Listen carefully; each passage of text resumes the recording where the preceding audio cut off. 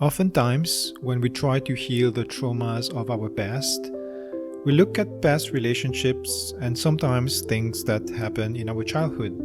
Inner child healing and things like that. But what if some of the pain we carry isn't really ours?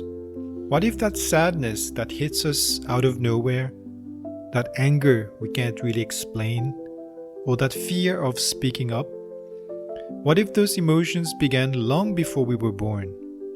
What if we're carrying echoes of our grandmother's silence, our father's anger, our ancestors' grief? That's what we call transgenerational trauma, the invisible threads passed down through family lines. And today, we're going to talk about how to spot it and how to heal it. Let's start simple. Trauma is not just what happens to us, it's also what doesn't get expressed, what gets frozen in the nervous system, and what never gets a chance to heal. And here's the thing, humans are incredible survivors. When one generation can't process something, say a war, poverty, abuse, or deep shame, the body and the psyche find ways to adapt. But those adaptations, they don't just vanish, they often get passed down. And not through genes alone, but through the emotional climate of the family, the patterns of belief, the unspoken rules. It's like inheriting not just your grandmother's cheekbones, but her uncried tears, not just your father's eyes, but his unspoken rage. Obviously, that matters because the impact shows up in subtle ways. A child who feels unexplainable anxiety, even though they've had a relatively safe upbringing. And I guess you could say, in a way, I tend to fall in that category. Or you could have a family where no one talks about emotions because generations back, maybe silence became the only way to survive. Then repeating cycles of addiction, betrayal, or violence. Not because people want to repeat them, but because the blueprint was never updated. And if it isn't healed, then it repeats, like a loop, a silent family curse. But here's the beautiful part. Cycles, they can be broken. But before we get to the part of breaking those patterns, let's first see how you know you're carrying something ancestral. There are a few signs. You react very strongly to certain triggers, which you can't really explain just from your past history and personal story. You notice repeating patterns in your family line, like divorce, illness, financial struggles, addiction. You feel emotions that don't seem to belong to you, almost like they're borrowed.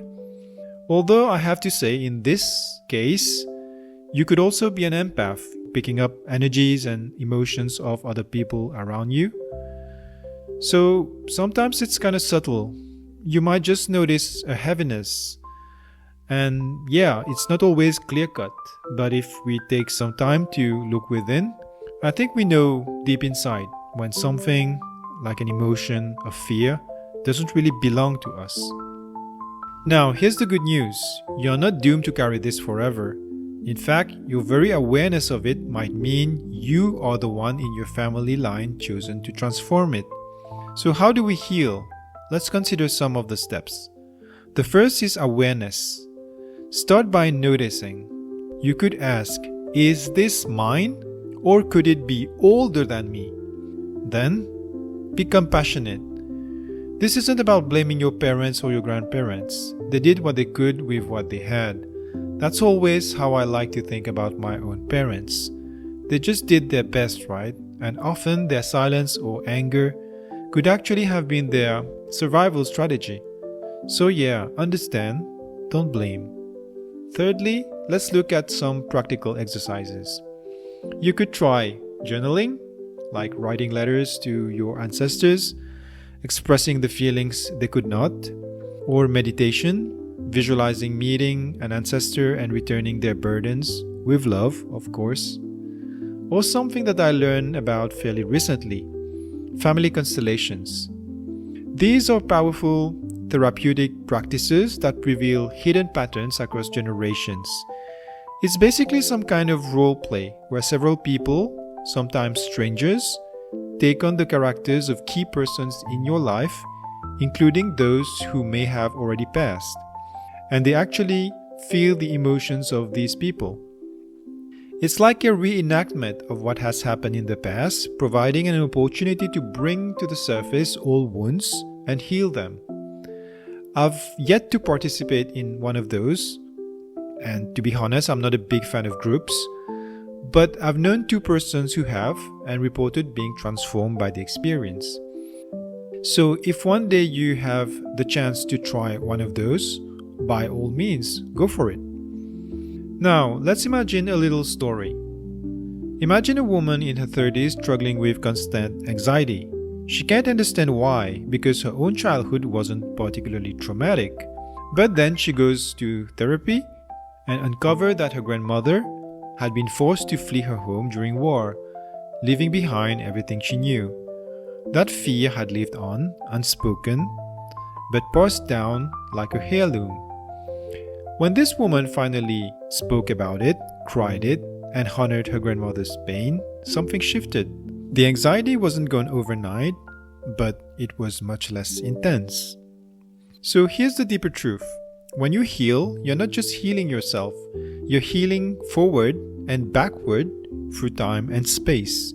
You're freeing your children, and you're honoring your ancestors by breaking cycles that they couldn't.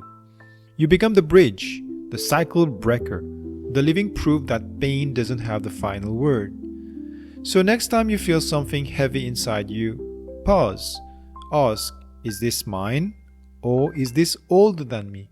And then, with compassion, maybe you can whisper, the cycle ends here with me. Because your story is not just about carrying pain, right? It's about transforming it into freedom. And once that's done, you'll have all your ancestors walking behind you, supporting you, giving you their blessings, their power. I mean, I'm sure they're already doing that in a way, but once the whole generation line is healed, then maybe they can be truly there for you in a more grounded and powerful way. If this resonated, I'd love to hear in the comments what healing practices have worked for you and what patterns you've noticed in your family line. And if you're on this path of self-discovery and healing, make sure to subscribe. We've got a lot more conversations like this coming, ones that are sometimes deep, sometimes funny, but always meant to help you return to your soul.